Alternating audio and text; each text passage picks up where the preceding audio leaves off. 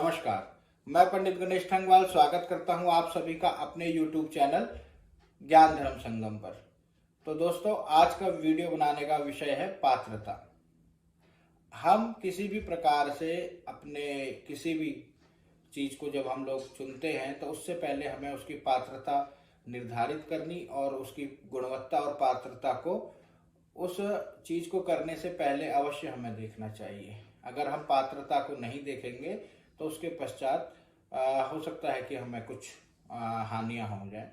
तो इसलिए इसी विषय पर एक प्रसंग पात्रता के विषय में मैं आपको बताता हूं। जैसा कि आजकल चलन है कि प्रारंभिक काल से हमारे यहाँ सनातन धर्म में गुरु शिष्य परंपरा रही है।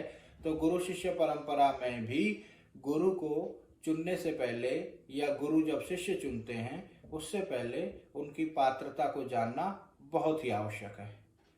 क्योंकि अगर आप पात्रता को नहीं जानते हैं तो गुरु बनाने के पश्चात अथवा शिष्य बनाने के पश्चात में क्या होता है कि आप फिर कुछ दिनों बाद आप गुरु को देखते हैं कि फिर आपके अनुरूप अगर गुरु या शिष्य कोई भी नहीं होता है तो गुरु भी पछताते हैं कि हमने ऐसा शिष्य चुन लिया है, और शिष्य भी जो है पछताते हैं कि हमें गुरु जी में वो बात नहीं है जिस बात के लिए हम गुरु जी के पास आए थे, या इस तरह की कई बातें होती हैं। फिर कई लोग बार बार करके अनेकानेक गुरुओं के पास जाते हैं।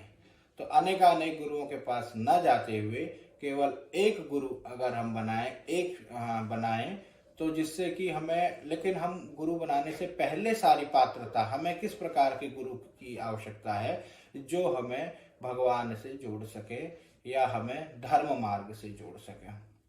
इसी विषय पर एक छोटा सा एक प्रसंग मैं आपको सुनाता हूँ। एक बार एक गुरुजी महाराज एक नए गांव में गए, तो वहां पर भी उनके कुछ शिष्य उनके साथ में गए, तो कुछ अन्य शिष्य उनसे जुड़ने लगे। तो एक साधारण सा किसान परिवार से एक किसान था, गुरु जी की बातों से बहुत ही प्रभावित हुआ और उसने भी गुरु जी से दीक्षा लेने के विषय में सोचा और गुरु जी के पास गया। तो कहने लगा कि गुरु जी, हम आपको गुरु बनाना चाहते हैं और हम आपसे दीक्षा लेने जाते हैं। तो गुरु जी भी बोले कि ठीक है, हम आपको, उन्होंने, गुरु जी ने दिन निश्चित किया और वो कहने लगे कि गुरु जी आप ये सब सामग्री इस तिथि तक ले आइएगा, इस दिन हम आपको दीक्षा देंगे। अब दीक्षा देने का दिन आ गया, सारी सामग्री किसान ने जोड़ ली, सब कुछ हो गया, गुरुजी महाराज आ गए। तो गुरुजी महाराज ने सर्वप्रथम गणेश पूजन इत्यादि करके गणेश जी की वंदना करते हुए बोले कि आओ, अब हम तुम्हें दीक्षा देंगे।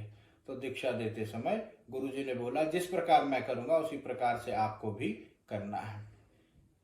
तो दोस्तों, गुरुजी शिष्य को समझाने लगे कि भाई इस प्रकार से आपको प्रणाम करना है, इस प्रकार से आपको नमस्कार करना है, इस प्रकार से आपको वंदना करनी है, इस प्रकार से आपको पद्मासन में बैठकर भगवान का ध्यान करना है।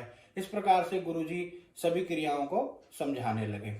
तो जब गुरुजी समझाने लगे तो गुरुजी को एक बार में माथे पर थोड़ी सी खुजली हुई, तो गुरुजी इस प्रकार से खुजली करने लगे। तो सामने बैठा शिष्य भी खुजली करने लगा। तो गुरुजी इस प्रकार से कहने लगे कि ये आपको नहीं करना है। तो शिष्य भी बोलने लगा कि ये आपको नहीं करना है। इस प्रकार से गुरुजी कहने लगे कि नहीं नहीं, मैं आपको बोल रहा हूँ। तो शिष्य भी इसी प्रकार से कहता है कि मैं आपको बोल रहा हूँ, आपको ये नहीं करना है। तो इस प्रकार से करते करते गुरुजी को एक बार गुरुजी क्रोधित हो गए। तो गुरुजी डांटने लगे कि भाई मूर्ख, तुम्हें समझ में नहीं आता है, हम कह रहे कि ये आपको नहीं करना है। तो इसी प्रकार से शिष्य भी कहता है कि मूर्ख, ये आपको समझ में नहीं आ रहा है कि ये आपको नहीं करना है। इस प्रकार गुरुजी को और क्रोध आता है। तो गुरुजी क्रोध में एक थप्पड़ शिष्य को लगा देते हैं। तो शिष्य भी एक थप्पड़ गुरुजी को लगा देता है। इस प्रकार से दोनों में दीक्षा देने की जगह मल्लयुद्ध होने लगता है और दोनों आपस में युद्ध, मतलब लड़ाई करने लगते हैं। तो शिष्य, किसान जो है हट्टा कट्टा मेहनती इंसान है, तो गुरुजी उससे जीत नहीं पाते हैं और गुरुजी सब कुछ छोड़ के अपने आश्रम की ओर चले जाते हैं। इस प्रकार किसान सोचता है कि अच्छा, दीक्षा तो हमें मिल गई है, सभी प्रकार की दीक्षा आज हमने ले ली है, परंतु हमें गुरुजी को कुछ दक्षिणा तो दी नहीं। तो किसान अपनी धर्मपत्नी से कहता है कि देवी मैं तो दीक्षा लेकर बहुत थक गया हूं, तो तुम गुरुजी के यहाँ ये सारी सामग्री दक्षिणा के स्वरूप में उनको दे जाओ। तो किसान की धर्मपत्नी जो है वो सारा सामान लेकर गुरुजी के आश्रम में जाती है और कहती है कि ये हमारे पतिदेव ने आपके लिए दीक्षा की दक्षिणा स्वरूप ये सामग्री आपको भेंट की है। तो गुरुजी तो पहले से क्रोधित होते हैं, तो इस प्रकार से क्रोध में उनको और क्रोध आता है और वो एक डंडा लेकर उसकी पत्नी की पिटाई कर देते हैं। तो पिटाई करने के बाद में उसके बाद में पत्नी आकर कहती है कि भाई दीक्षा की दक्षिणा देने भी आपको ही जाना था, क्योंकि एक चीज ऐसी है जो गुरुजी ने मुझे वहां पर बताई है। तो किसान बोला कि अच्छा, ये तो बड़ा अपराध हो गया, तो चलो कोई बात नहीं, गुरुजी ने अगर आपको तुम बताया है तो आप मुझे भी बताओ। तो उसकी धर्म पत्नी एक डंडा लेकर आती है और अपने पति की पिटाई करती है। जिस प्रकार से गुरुजी ने उनकी पिटाई की थी, इस प्रकार से वह अपनी पति की भी पिटाई करती है। कहती है कि ये दीक्षा जो है आपको गुरुजी से लेनी थी, पर चलो गुरुजी ने नहीं थी, तो इस प्रकार से मैंने अब आपको इसी प्रकार से मेरे गुरुजी ने ये रह गई थी आपकी चीजें, ये आपको देनी थी।